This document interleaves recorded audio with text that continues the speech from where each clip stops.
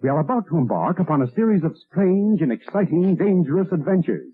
Adventures that will lead us to all parts of the world. Hello and welcome to another Bad Comic Review. This time we're looking at Maniac of New York Volume 2 Issue 1, also known as The Bronx is Burning. This is a 2021 miniseries written by Elliott, Kalan, art and colors by Andrea, Mutti, Taylor Esposito on letters, cover by Andrea, Mutti, edited by Mike Martz. Cover's pretty cool. It does relate to what's going on in the book. So the Maniac hasn't been cited in a while and people seem to be feeling a little bit safer. There's even a guy at the beginning of the book that commits an armed robbery wearing the Maniac mask and claiming to be the Maniac. And of course Zelda and Green have to investigate every single one of these reports. And people really hate Green. They're blaming her for what happened on the death train. Meanwhile, some students are going to a smart core school, which apparently is a corporate version of a charter school, I guess. And for some reason the Maniac is drawn there. And it quickly goes on a rampage. We also get a follow-up on what happened with Lena, but it looks like the school is going to be the focus of this miniseries because the school is in the Bronx and apparently nobody expected the Maniac to be there. But the information Lena has could change all that. So overall, this was actually a pretty solid issue. It's build up, but there is quite a lot of action in the second half of the book. Thought the art worked really well for the story they're trying to tell, and they have started to create a mythology around the character that's deviating from the obvious source material of Friday the 13th Part 8 Jason Takes Manhattan. That was clearly the inspiration for these. But they have seemingly created their own mythology around the reason for the killer to be doing what he's doing. So it's got a lot of potential to be very interesting as far as slasher books go. And I have to say, I thought it was pretty entertaining. I was pretty happy with it. I found these in a dollar bin, so it shouldn't be too difficult to find these for a reasonable price. I wouldn't pay the full price for it. $5 is pretty out of line. Paper quality is really good, and it's probably worth that because the story is pretty solid, but there's really no need to if you don't have to pay that kind of money. You should be able to find it fairly cheap comparatively because this is a couple years old now, and they do seem to be having problems getting the third mini-series out. That's going to do it for this one. Thank you so much for listening and supporting the channel. If you enjoyed the video, please hit the like button and don't forget to subscribe so you don't miss future reviews. If you'd like to help the channel out in other ways, links are in the description to various support methods, and as always, we hope to see you on the next one.